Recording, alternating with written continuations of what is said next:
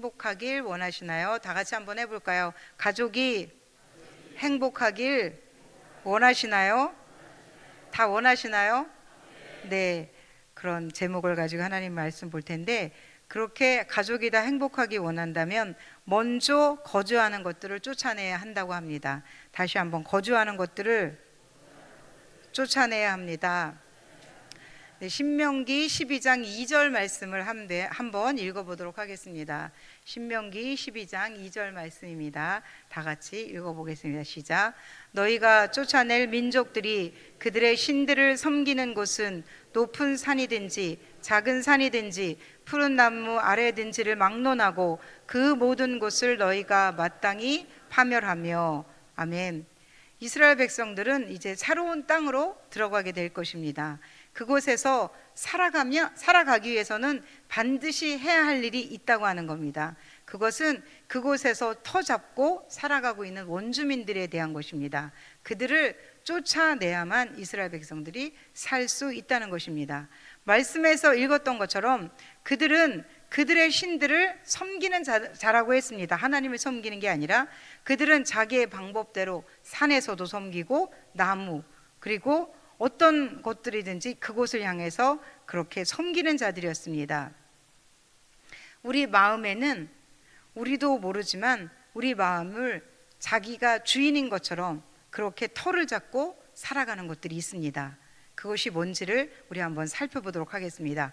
에베소서 2장 1절로 3절까지 말씀인데요. 함께 읽도록 보겠습니다. 에베소서 2장 1절로 3절까지 말씀입니다. 시작. 그는 허물과 죄로 죽었던 너희를 살리셨도다. 그때 너희는 그 가운데 행하여 이 세상 풍조를 따르고 공중의 권세 잡은 자를 따랐으니 곧 지금 불순종의 아들들 가운데서 역사하는 영이라. 전에는 우리도 다 그 가운데서 우리 육체의 욕심을 따라 지내며 육체와 마음에 원하는 것을 하여 다른 이들과 같이 본질상 진노의 자녀였더니. 아멘. 이것이 이스라엘 백성들이 가나안을 향해서 가는 그냥 그것만 가지고 보는 것이 아니라 영적인 의미들로 해석할 때 공중의 권세 잡은 불순종의 그런 영들이 우리를 사로잡고 있었습니다. 그들은 우리에게 육체를 따라 살도록 우리를 이끌었던 것입니다. 우리는 이런 사람들이었어요. 그 안에 주인은 내가 아니라 바로 죄가 왕노릇하면서 그렇게 살고 있었던 것입니다. 그러다가 예수님을 영접하고 난 이후에 육신의 정욕, 안목의 정욕들을 제거해내는 그런 작업이 필요해지는 겁니다. 그것은 바로 하나님의 능력으로 처음부터 다 몰아낼 수 있지만 하나님은 그렇게 하기를 원하지 않으셨습니다. 만약에 단번에 그렇게 다 몰아내면 더 악한 것들이 들어와서 우리를 해칠 수 있다는 것을 하나님은 아시고 계셨습니다. 그러므로 서서히 순차적으로 내보내는 것입니다. 내보내면 또 말씀으로 채우고 또 내보낸 만큼 그렇게 채워 나가는 겁니다. 우리 교회에 바나바가 있다는 거 아시죠? 바나바에서 주로 하는 묵상 방법이 있습니다. 비음과 체험을 통해서 말씀을 묵상하고 나눔을 합니다. 그것을 저희는 만나라고 부릅니다. 왜 비음을 해야 하는지 오늘 말씀으로 하나님은 증명해 보여주시는 겁니다. 비음은 바로 쫓아내야 되는 마음입니다. 나도 모르게 내 마음속에 터잡고 있는 나를 조종하는 것들이 있습니다. 그것은 바로 나의 판단, 내가 가지고 있는 모든 지식들입니다. 세상적인 지식, 내가 알고 있는 모든 법들, 지금까지 살아온 습관들, 이런 것들이 판단이 기준이 되는 것입니다. 하나님의 뜻대로 살려면 이것들을 다 몰아내야 합니다. 그것은 결코 쉬운 일이 아닙니다. 사람들은 생각하기에 아니라고 하지만 자기가 생각하는 것이 기준이 될 때가 많습니다. 그러나 성경은 우리에게 뭐라고 말씀하고 있냐면 성경이 영어로 캐논이라고 하는데요. 그 뜻은 정경, 기준, 표준이라는 의미입니다. 바로 내 마음이 기준이 아니라 성경이 기준이 되어야 한다는 겁니다. 내 생각, 기준 다 내려놓고 성경이 기준이 되기 위해서 우리가 매일 묵상을 해야 한다는 겁니다. 그래서 이제는 말하는 습관조차도 다 바뀌어야 한다는 것입니다. 내 생각에 말이야 이렇게 말하는 것들을 다 습관적으로 버리고 하나님께서 뭐라고 하실까라고 말하며 생각하는 그러한 우리가 되어야 한다는 것입니다. 이렇게 내 생각과 내 사고를 다 쳐내는 것이 바로 이 땅의 원주민들을 몰아내고 쫓아내는 것이 되는 것입니다. 그렇지 않으면 원주민들 쫓아내지 않은 그 원주민들은 그 가나안 족속들에게 그들의 옆구리가 되어서 끝까지 그들을 괴롭힐 것이라고 그렇게 성경은 말씀하고 있습니다. 그 의미가 무슨 의미일까요? 나를 괴롭고 계속 괴롭힌다는 것입니다. 그래서 내 속을 들여다봐야 합니다. 묵상의 시간을 통해서 내가 아직도 해결해야 할 나의 못된 자아들을 발견하고 몰아내야 합니다. 그런 과정을 겪고 계신 집사님의 일화가 한 분 계신데요. 제가 한번 소개해 드려 보도록 하겠습니다. 이 집사님은 교회 생활을 오래 하셨습니다. 왜냐하면 우리 교회 안수 집사님이시고요. 이 집사님께서 바나바 사역을 시작하셨습니다. 교회에서 열심히 모여서 묵상을 하시면서 조장의 인도를 따라 열심히 묵상하셨다고 제가 들었습니다. 그래서 이제 매칭을 해드렸어요. 새 가족에게 관심을 가지고 정착을 잘 도와주는 그런 노력도 보여주셨습니다. 저희가 지난번 바나바 데이를 가졌어요. 그때 그분이 간증을 하셨는데요. 정말 인상적인 간증이어서 제가 나눠드리려고 합니다. 집사님이 말씀을 너무나 사모하다 보니까 아침 출근 시간에 통근버스를 기다리고 계셨대요. 근데 그 자리에서 말씀 묵상을 했다는 거예요. 그러다 너무 깊이 보다 보니 통근버스를 그냥 놓쳐버렸대요. 그래서 어떻게 할까 생각하다가 회사에 연차를 냈대요. 그리고 그 길로 도서관으로 가셔서 하루 종일 말씀을 읽으셨다고 하셨습니다. 물론 매일 이런 일상이 되면 안 되겠죠. 그러나 이분은 지금의 내면의 질서를 정립시켜 나가는 시기라고 저는 생각합니다. 지금까지 잘해 오셨지만 더더욱 하나님께 깨끗하게 그릇을 비우는 작업을 하고 있는 것입니다. 오늘 낮에 저는 잠깐 치과를 다녀왔습니다. 지난번부터 어금니 쪽 잇몸이 붓고 음식을 씹을 수가 없어서 갔더니 이 사이에 벌어진 곳에 음식 찌꺼기가 쌓이고 그것이 염증을 일으킨다고 했습니다. 마취를 하고 염증을 짜냈어요. 그리고 스케일링도 처음 했습니다. 잇몸 사이, 치아 사이를 때우는 것들을 하느냐 일주일에 한 번은 치과를 다니고 있었습니다. 오늘이 세 번째 방문이었는데요. 제가 예약 시간을 있었어요. 근데 오늘 설교 준비를 하냐고 좀 10분 늦게 갔어요. 그래서 이제 기다리는데 저는 제가 예약을 했기에 저를 빨리 치료해 줄 줄 알았는데 계속 대기 시간이 길어지는 거예요. 30분 이상이 지났습니다. 아무 생각 없이 참고 기다렸습니다. 그런데 30분이 지나자 조금씩 화가 나기 시작했습니다. 지난번에 데스크에 앉아있던 직원분과 제가 얘기를 나눴는데요. 그분이 저는 임산부인 줄 알았어요. 그래서 우리 교회 잘 오라고 이렇게 설명을 해줬는데 알고 보니 미혼이었대요. 그래서 자기 배가 나와서 그래요. 그래서 기분을 나빠하더라고요.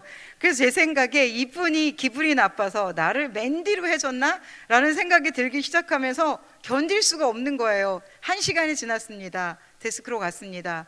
저 왜 안 해주세요? 그랬더니 손님이 많아서 기다리래요. 근데 그때부터 화가 나기 시작했어요. 저도 모르게 저는 화가 나면 화를 내는 성격은 잘 아닙니다. 그럼에도 불구하고 저의 이름을 부르는 간호사를 따라가면서 대답도 안 했어요. 화가 나서. 그리고 볼멘 소리로 예약한 사람 우선순위를 해주는 거 아닌가요? 라고 말을 했어요. 그러면서 툴툴거리는 말투를 몇 가지 더 했습니다. 물론 소리를 지르진 않았어요. 진상은 아니었죠. 그러자 미안하다고 오늘따라 손님이 많았다고 하십니다. 잠시 후에 원장님까지 오셔서 미안하다고 막 사과를 하셨어요. 진료를 받으면서 생각을 했습니다. 너무 부끄러웠습니다. 조금만 참으면 될 걸 왜 이렇게 짜증이 나고 화가 났을까? 그때 봤습니다. 아직도 제 안에 쫓아내지 않은 옆구리에 가시가 있었습니다. 그것은 바로 나의 죄성이었습니다. 혈기라는 그 본성은 아직도 나를 찌르고 있구나 라는 것들을 보며 하나님 앞에 회개하는 시간을 가졌습니다. 그리고 의사, 간호사, 데스크 모든 분에게 가서 사과를 했습니다. 죄송하다고 그렇게 사과를 하고 돌아왔습니다. 이것이 이제 저의 비움이고요.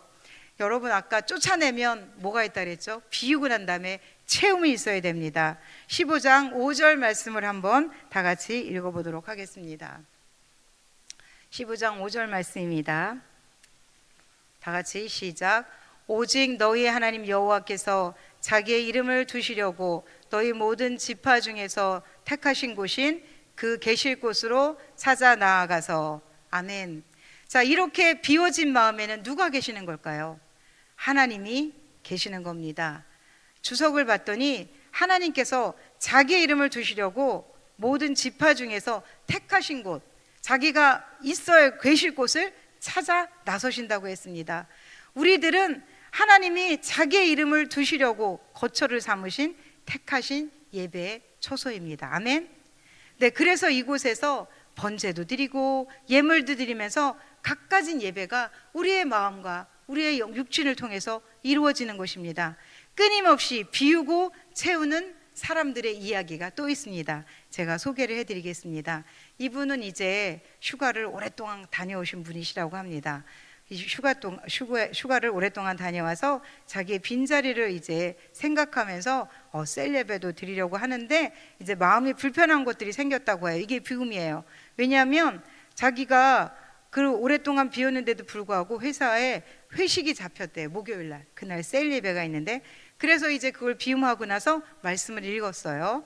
신명기 1장 8절 말씀을 읽으면서 내가 너희의 조상 아브라함과 이삭과 야곱에게 맹세하여 그들과 그들의 후손에게 주리라 한 땅이 너희 앞에 있으니 들어가서 그 땅을 차지할지니라. 그리고 또 신명기 1장 10절 말씀, 너희 하나님 여호와께서 너희를 번성하게 하셨으므로 너희가 오늘날 너희의 하늘의 별과 같이 많거니와 너희 조상의 하나님 여호와께서 너희를 현재보다 1000배나 많게 하시며 너희에게 허락하신 것과 같이 너희에게 복 주시기를 원하노라. 그러면서 이 말씀을 보면서 이렇게 생각했대요. 하나님께서 이 직장을 나에게 주셨고 이곳에서 나를 세워주실 것임을 나는 한 번 더 기억합니다. 하나님이 우리에게 복 주시길 원하시는 하나님이시기에 감사를 드립니다.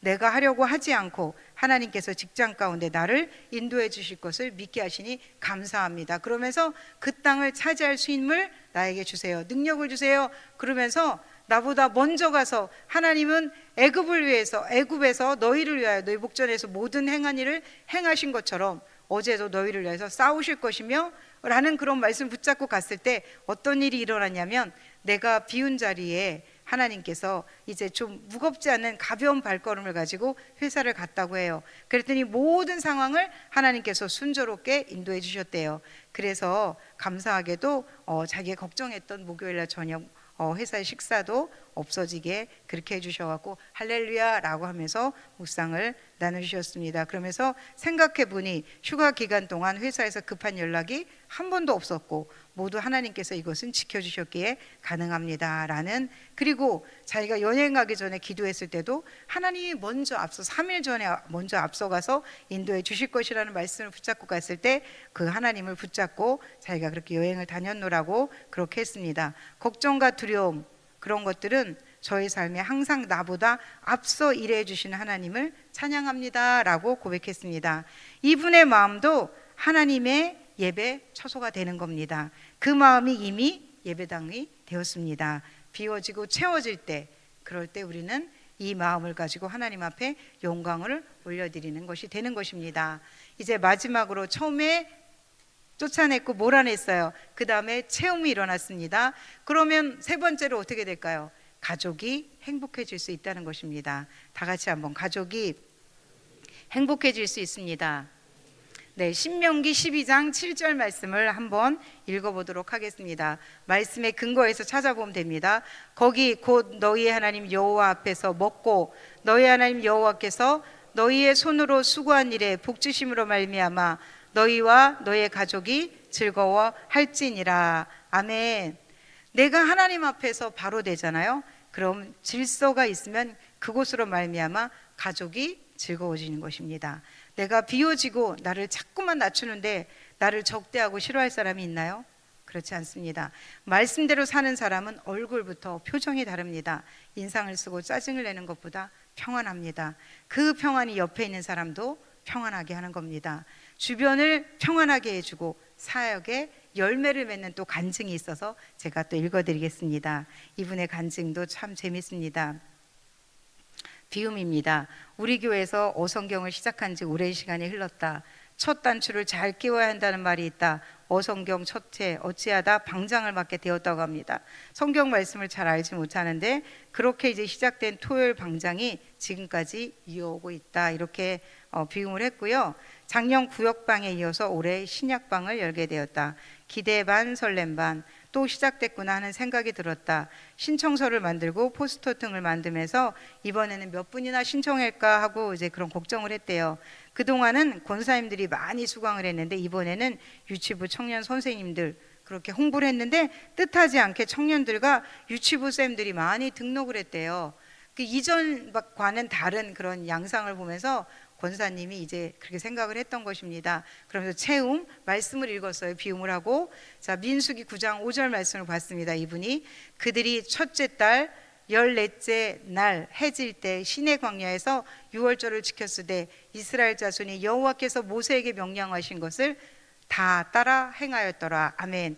이스라엘 자손이 광야에서 모세에게 명령하신 것을 다 따라 행하였듯이 우리 교회 다음 세대가 주님의 말씀을 청종하고 사모하며 주님 사랑하는 마음을 주시어 성경을 주님 말씀을 알고자 하는 순종하는 마음을 주시니 감사합니다. 말씀을 듣고 순종하며 나아가는 우리 교회 다음 세대가 되게 해주세요 라고 하면서 이제 뭐라 그랬냐면 또 민수기 9장 6절로 8절 말씀을 인용했어요. 길어서 제가 읽어드리진 않겠습니다. 뭐라고 말씀하셨냐면 6월절을 지키지 못해 생긴 문제에 대해서 이스라엘 백성들을 지도자인 모세에게 어떻게 하면 좋을까요? 라고 물어봤어요.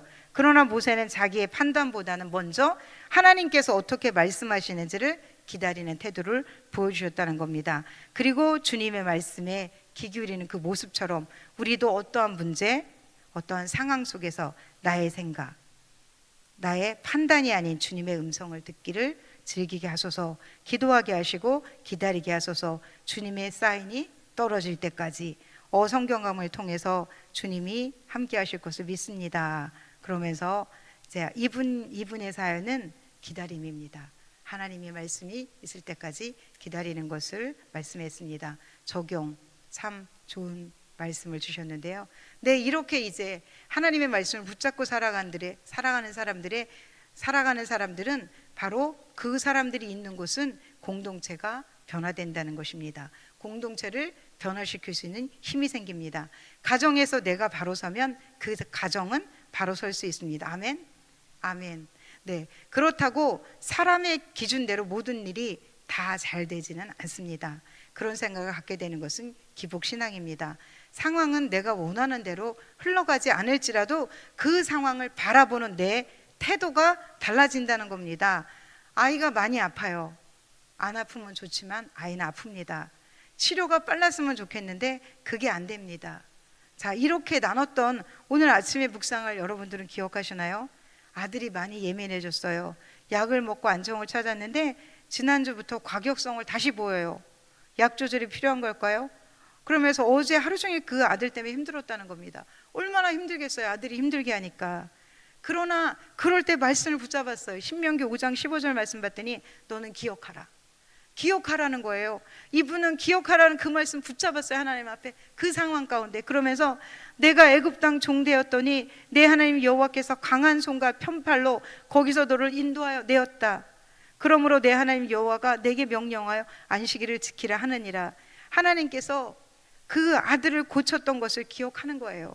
그리고 불안 증세가 극에 달했을 때 좋은 선생님을 만나서 오히려 치료를 받게 했던 것들이 생각이 났어요. 긍정적인 생각을 하는 거죠. 그리고 약을 먹고 처음으로 평화로운 아침을 맞았던 그거를 그날을 기억하면서 하나님께 기도를 드렸던 그날을 생각했던 겁니다.